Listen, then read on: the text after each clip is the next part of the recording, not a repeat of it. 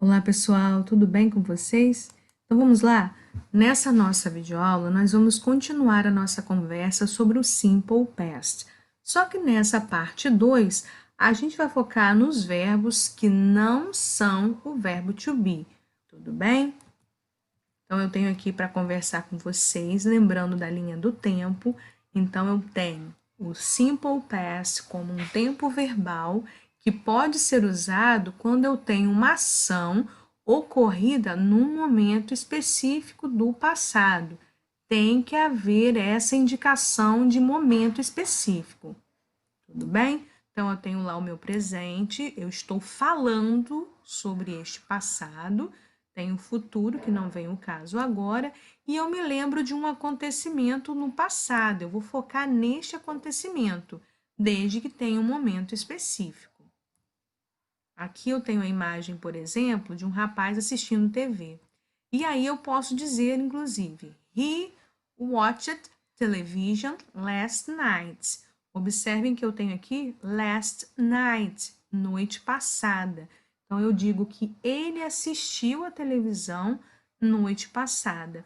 Percebam que o verbo watch, né, que está no infinitivo ou presente, ele só sofreu uma pequena alteração. Eu acrescentei a de.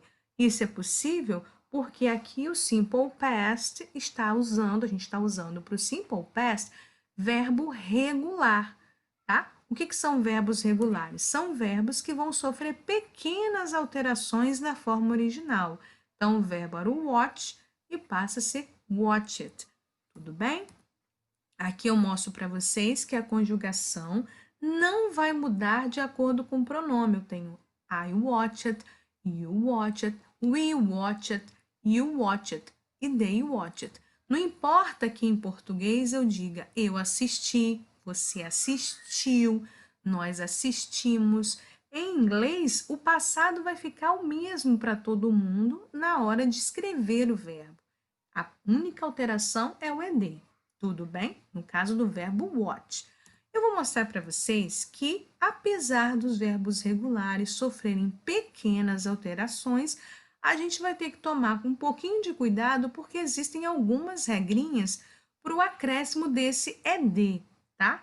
Então, aqui eu tenho, na regra geral, o verbo work, que é o verbo trabalhar. Percebam ali que o verbo work, só acrescentei a ele o ed. Tranquilo.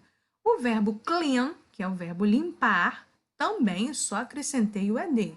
Mas observem lá o verbo dance, que terminou em e. Ele já tinha o e, então eu vou acrescentar apenas o d. Até aqui tranquilo, né? Agora observem o verbo stay, que é o verbo ficar, permanecer. Eu tenho ali um final com y, porém a letra anterior ao y é um a, ou seja, uma vogal.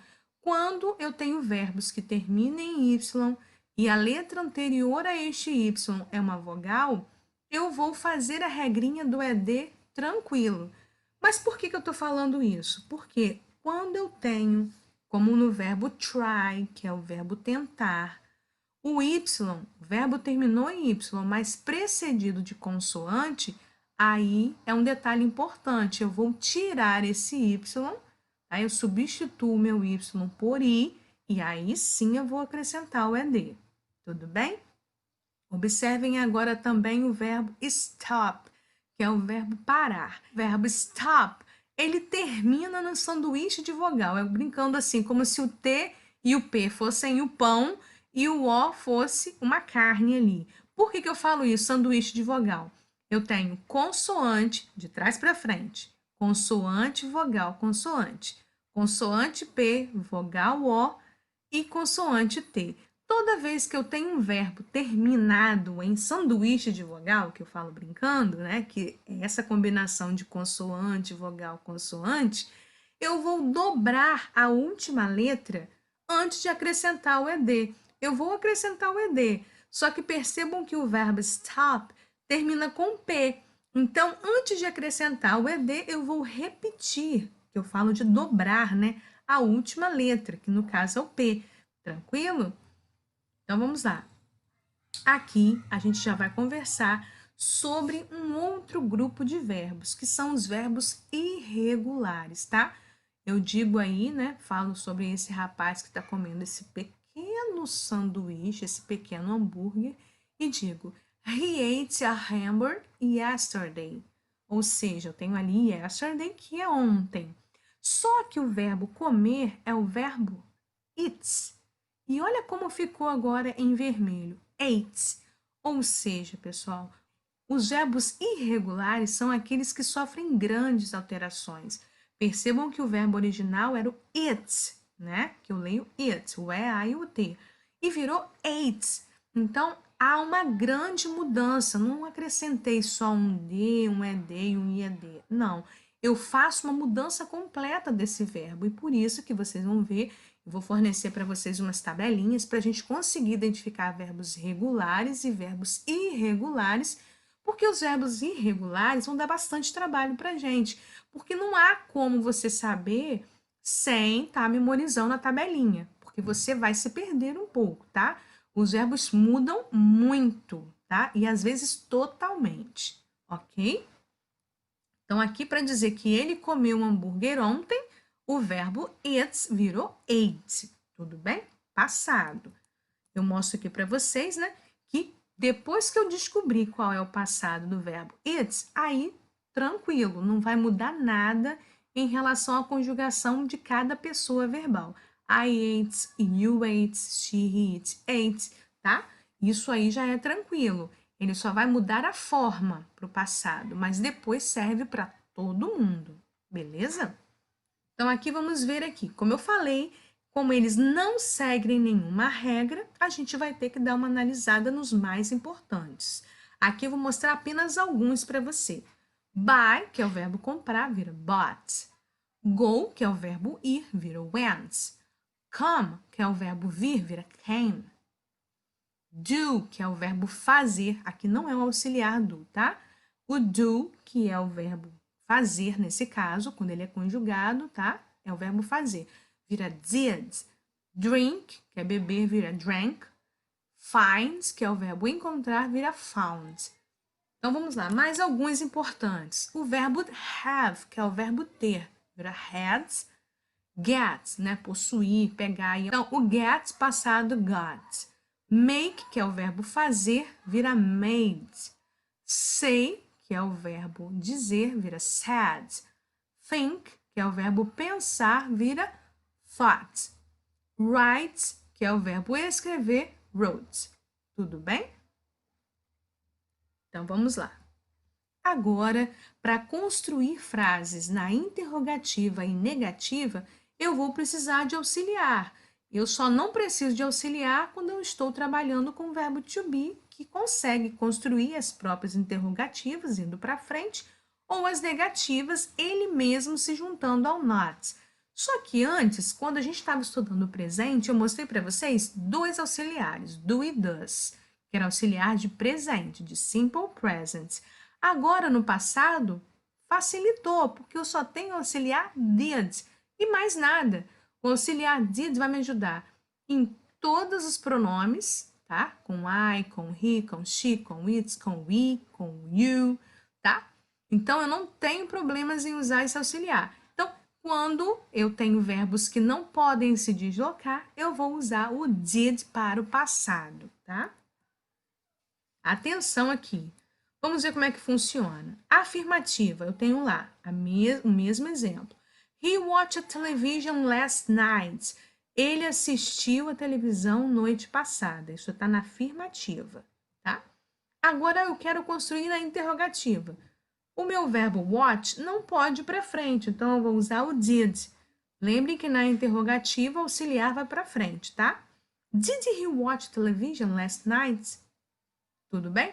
Observem o watch ali agora. Se eu já indiquei que é passado através do auxiliar did, eu não posso mais colocar o ed nesse verbo. E esse que é o detalhe mais importante do passado, tá? Toda vez que eu estiver usando did, o verbo volta para a forma original, porque eu já indiquei que está no passado através do auxiliar. Tranquilo? Negativa. He did not watch television last night. Ele não assistiu a televisão noite passada. Então, eu posso usar did not ou didn't. Só que aqui, observem também, usei o did, então não uso o ed no verbo principal, que é o watch, tá? Então, detalhe importante, toda vez que eu estiver usando o did, o verbo principal volta à forma original. Eu não preciso mostrar 2 vezes na minha sentença que ela está no passado. Se eu só vou usar did no passado, o auxiliar já está mostrando que esse verbo está no passado. Então, não há necessidade de acrescentar ed, nem ed, nada disso. Tudo bem? Como vai ficar agora quando eu quiser criar negativas interrogativas com os verbos irregulares, aqueles que mudam totalmente ou sofrem grandes alterações? Observe um exemplo novamente do rapaz comendo o pequeno hambúrguer. He ate a hamburger yesterday. Ele comeu um hambúrguer ontem. E agora? Novamente, eu uso did no início quando eu tenho frases interrogativas. Did he eat a hamburger yesterday? Ele comeu um hambúrguer ontem? Observem aí que o que eu falei com vocês. Mesmo com verbos irregulares, se eu já usei o did, o verbo volta para a forma original. Então, se era ate no passado, volta a ser it. Então, não tenho necessidade de mudar o meu verbo, tá? Para o passado. Então, agora na negativa. Eu tenho aqui, he did not eat a hamburger yesterday. Então, eu tenho o quê? Usando o did, o verbo eat voltou para a forma original. Ele não comeu hambúrguer ontem. Lembrando que o did mais not pode ser escrito como didn't, tá? E até facilita na pronúncia.